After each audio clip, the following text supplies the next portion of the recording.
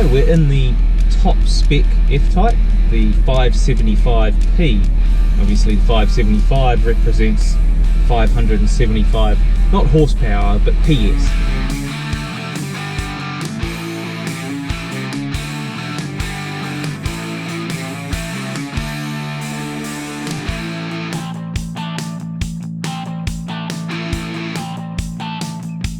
It's got plenty of get up and go. Let's talk the Jaguar brand. We're all enthusiast car people at CarNut, obviously. We don't judge. If a car is good to drive, we don't really care about the brand. It's about the experience it gives the driver, right? But you have to say that over the last few years, the Jaguar brand has kind of been tarnished a little bit by a bit of an okay boomer perception. And it's a little bit unfair because take the F-Type that I'm driving now, for instance. It was introduced a few years ago and it really is a modern interpretation of the E-Type. It's a proper British sports car.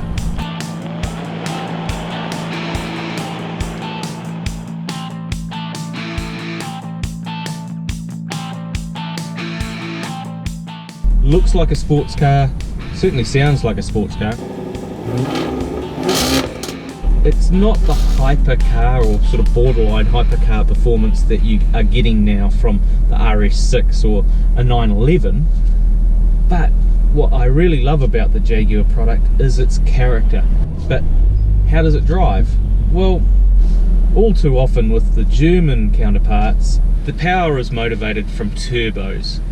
The Jaguar is quite different in that regard. It's not turbo power, and I like that because what that means is plenty of noise.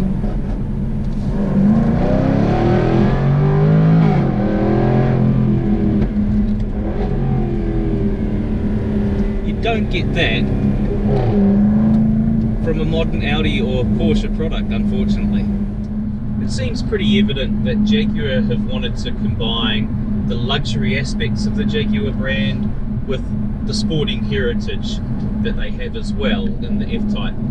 So handling isn't as sharp and pointy and precise as a 911. You'd be really naive to try and make that comparison. But at the same time, on an open road, when you're limited to 100 kilometers an hour, it doesn't embarrass itself.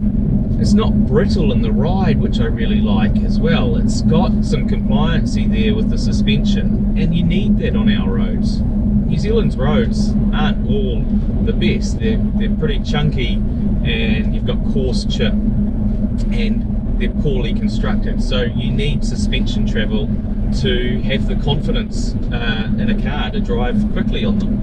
And this has got that. It's also got four-wheel drive.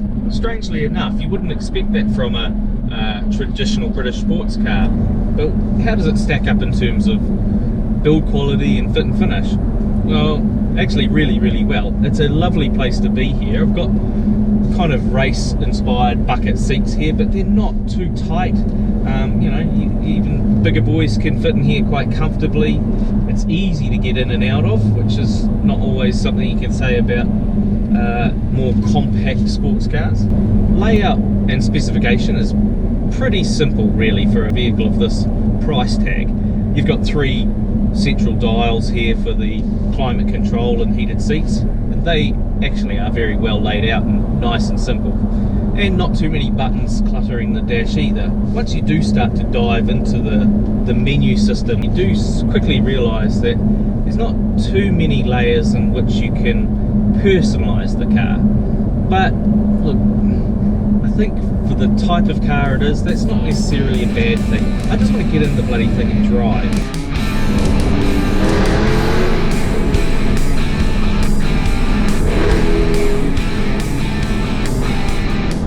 It's really simple. I've got a loud exhaust or a quiet exhaust button, a race mode or a dynamic mode or a normal mode, and that's kind of it. And I like it like that. There's not any adjustable suspension or anything like that. It really just relies on sheer grunt and mechanical grip. The best thing about a supercharged engine over a turbocharged, well, at least in this application, is there's just no hindrance to the exhaust whatsoever. Obviously on a turbocharged engine, they're part of the exhaust system and they mute the exhaust note from the engine quite a lot. And that's really evident in this car with the sharp barks and snaps and crackles that it makes. It's just completely changes the feel and the character of the car.